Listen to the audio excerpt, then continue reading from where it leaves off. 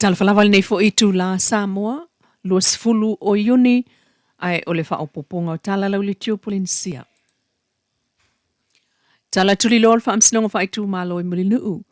E to ofitu e si mori maua leo leo lena tula i le ansana fia o fia ia li italvo i totolu. Na tawe Samuelu le na moli mau, i le lato pati mai vanga masan iai i vaitele. Peita isa te umalava lato e le sa o Samuelu. Ai o le seli isa whaapea sa iai ale taimina e vai ma Samuelu. Ai o le sina moli mau sa iai le pasika a Samuelu. I le tula iai o le fionga mano, le uso o tupuola mai si umu. Na ia tau e pei o na ia tautou ai i le tusipa ia. E le itala noa i a pule ai. O mano lea naulua i moli mau tau o feilungo le tusipa ia sa lato iai le fale o tupuola i le aso na alua tu ai pule ai. O mano lava lea le uso o tupuola na moli mau i fo i tupuola. E le i ai le mea na la tala noa ai ma pule ai. Ai sa le mamao lava mai le fale na la feilo i ai ma pule ai. Peita i o le umol moli mau le fionga mano ma wala au loa. Ia moli mau ale li insania le sunga e sau tanielu o tula ele. O e sau lena tau e Samuelu i lana whaamtalanga tustusia. Sa whai ngā lue ngai le vai taimile o aperila lu o lua tasi. Na la vea aitu au malitino le ta vale mamali wai peitai. Na tūlai e sau, ma te e ele whai ngā lue ngā Samuelu i ata ia. Aina o atu Samuelu i lona whal insania o le maasa ninga malo Natali. Sana o le to'atolu lavalan au whai ngā lue ngā o tamatala vau e to'alua. To'atolu lo Natali, ai le on tangata whai ngā ruenga tū mau. Peitai, e le ainia na wha maunga e wha maoni ai lana wha amtalanga ini tangata sa whai ngā ruenga i a te ia. Ai na ia toi i oe sa fsosoani Samuelu i lona whala insinia ma wha pēnā foi, pe a o i le lato wha toanga. Peitai na ia moli mau o Samuelu sa whai ngā ruenga i lisi foi insinia, e ngo i asa ili i vai usu, mai le whai ngā ruenga tū mau lava Samuelu i a te ia o le tele o taimi sa whai ngā ruenga i asa ili.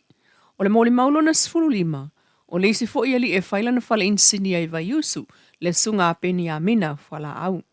Ma tau sa wha te ia i le tuua inga o ia wha pea ua wa ese le afio le ta vale ai tipitipil ta vale le Land Cruiser, whai mai leo leo o le Land Cruiser a le ala ili pule. Ai le ise me wha pea na tupu, mai le malamalama i le mea ua tua ia e Samuelu, ai le iwa ailawa ia Samuelu. O le whale insinia lea le mōli mautustu si a Samuelu, sa o ia i male ala e whaasino ane le Land Cruiser le sa fola e watu ia. Ma o ina lea e ta'u e Samuelu lana mōli mau, sa ta'u ane ai le insinia o awa ese le afi e whai ai lisi ta vale, peitai.